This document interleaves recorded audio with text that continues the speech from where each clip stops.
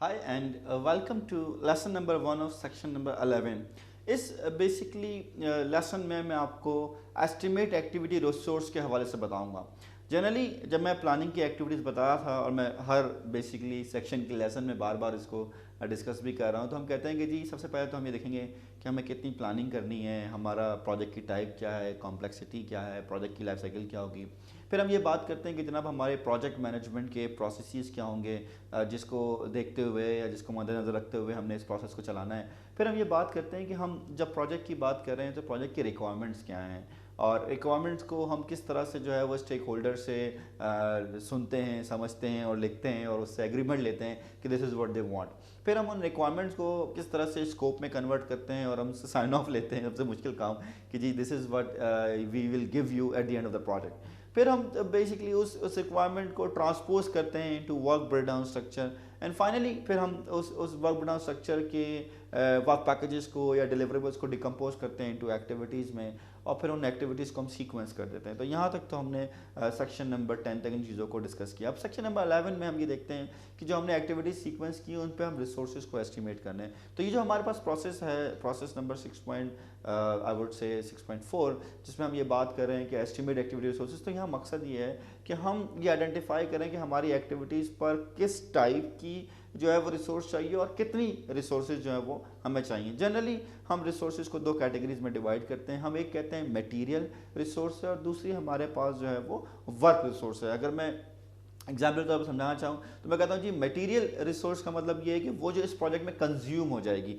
जैसे कि फर्स्ट करें कि हम ये प्रोजेक्ट कर रहे हैं रिकॉर्डिंग का, तो इस प्रोजेक्ट के अंदर हमारे पास जो है वो जो हम खाने खा रहे हैं रात को बैठ बैठ के, और अब तो हम सहरियाँ जो है यहाँ पे कर रहे हैं रमज़ान की, although it's very hot days, तो वो सब क्या है वो कंज्यूम हो जाएगा। इवन दो यहाँ पर हमारे पास जो है कुछ बैटरीज हैं जो ये पूरी लाइटिंग वगैरह के लिए हम यूज़ कर रहे हैं, दे विल बी कंज्यूम। सो वो क्या है हमारे पास मटेरियल रिसोर्सेज। फिर हम बात करते हैं वर्क रिसोर्सेज की। वर्क रिसोर्स मैं हूँ, मैं इस प्रोजेक्ट में काम कर रहा हूँ, उसके बाद जो है दूसरे प्रोजेक्ट में भी काम करूँगा। या जैसे कि ये जाफर साहब अपना जो है ज़बरदस्त सा कैमरा लेके यहाँ पे कह रहे हैं कि सर साहब ये आपको DSLR का लुक देगा और ये नाइकॉन का पता नहीं कोई स्पेसिफिक कैमरा है और ये पता नहीं शायद कराची में 2 ही लोगों के पास है, इनमें से एक ये हैं जो इसकी रिकॉर्डिंग करते हैं। तो ये क्या है हमारे पास, ये वर्क रिसोर्स है। ये जाफ़र और इनका कैमरा और इनकी सब चीज़ें जो है वो बेसिकली इस प्रोजेक्ट के लिए भी यूज़ होंगी और उसके बाद भी जो है वो दूसरे प्रोजेक्ट्स में भी यूज़ करेंगे। इनफैक्ट हमने इनके साथ जो है अभी हम PMP कर रहे हैं, PGMP, ACP और पोर्टफोलियो भी इन्हीं के साथ करेंगे। तो मुझे लगता है कि ये दिसंबर तक मेरे साथ जो है ना वो जुड़ गए हैं इंशाल्लाह। तो बेसिकली क्या है हमारे पास रिसोर्सेज दो तरह की हैं, वर्क रिसोर्सेज हैं और मटेरियल रिसोर्सेज हैं।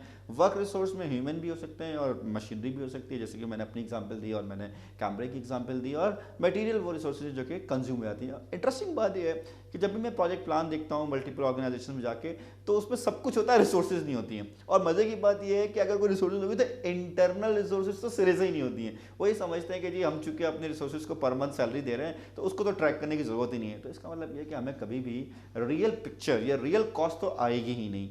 तो यहाँ पर मैं लोगों से रिकमेंड करता हूँ कि प्लीज़ अपनी इंटरनल रिसोर्सेज को भी ऐड करें और ह्यूमन रिसोर्स डिपार्टमेंट से बात करके आप रिसोर्स का रेट सेट कर लें। फर्स्ट करें, अगर आप किसी रिसोर्स को 1 लाख रुपए दे रहे हैं तो प्रॉब्ली आपके लिए उसका रेट होगा 2 लाख रुपए या जो भी आप सेट करते हैं अपने ऑर्गेनाइजेशन के हिसाब से। तो आप उस रेट्स को ज़रूर सेट करें ताकि हमें आइडेंटिफाई हो सके कि हमारे प्रोजेक्ट में एक्चुअल कॉस्ट क्या आ रही है। तो हम करते क्या है कि अपने इस बेसिकली प्रोसेस के अंदर अपनी type of resources and the quantity of that type of resources जो है वो हम आइडेंटिफाई करते हैं। जो हमें जनरल इनपुट्स मिले हैं वो क्या है कि हम वही अगेन एक्टिविटी लिस्ट हमारे पास होनी चाहिए, हमारे पास एक्टिविटी एट्रीब्यूट्स होने चाहिए, स्कोप है।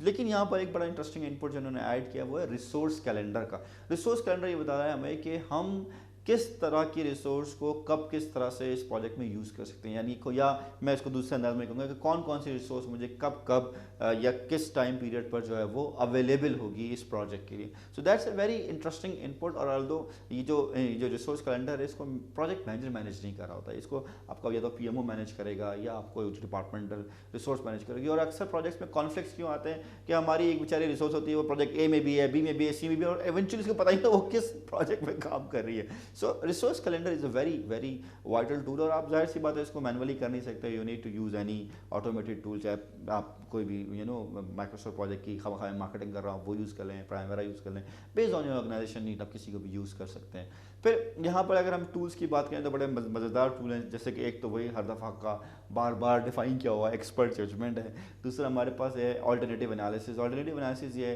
कि ये जैसे हम प्रोजेक्ट कर रहे हैं तो हम रिसोर्स जो है वो हम ये अपना ऑफिस यूज़ कर रहे हैं, चाहे तो हम अपना ऑफिस यूज़ कर लेते हैं या हम होटल यूज़ कर लेते हैं, तो whatever resources we can use in this project. फिर एक और इंपॉर्टेंट टूल है publish estimating data. Publish estimating data ये है कि अक्सर ऑर्गेनाइजेशन जो हैं वो अपने प्रोजेक्ट्स के हवाले से या ओवरऑल अपने रिसोर्स के रेट्स को पब्लिश करती हैं, या किसी एक्टिविटी में क्या जो है वो सप्लाईज यूज़ होंगी वो ऑलरेडी उनके पास जो है वो पब्लिश्ड होती हैं, तो वो भी हम यूज़ कर सकते हैं। देन हमारे पास एक और जो यहाँ पे टूल सेटअप किया उन्होंने डिफाइन किया वो bottom up estimation. Bottom up estimation is very important कि वो हर इंडिविजुअल एक्टिविटी बाय एक्टिविटी जो है वो उसको जमा कर रहा होता है, और आप ओवरऑल एक जो है आई वुड से कि अगर मैं सॉफ्टवेयर के हवाले से बात करूँ समरी टास्क भी सेट नहीं कर रहे होते, आप हर इंडिविजुअल एक्टिविटी निकाल के इसको रोल अप करते हैं, फिर ऊपर लेकर आते हैं, आप बता देंगे जी हमारे ओवरऑल जो प्रोजेक्ट के रिसोर्सेज हैं या जो उसकी नीड है वो ये हो रही होगी।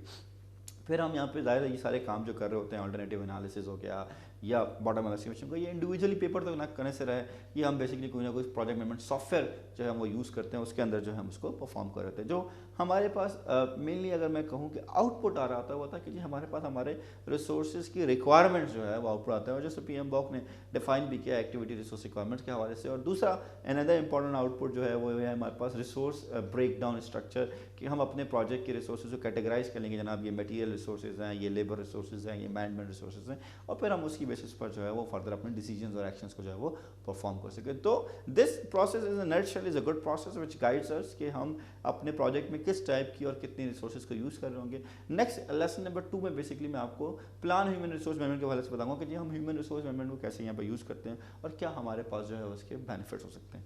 Thank you.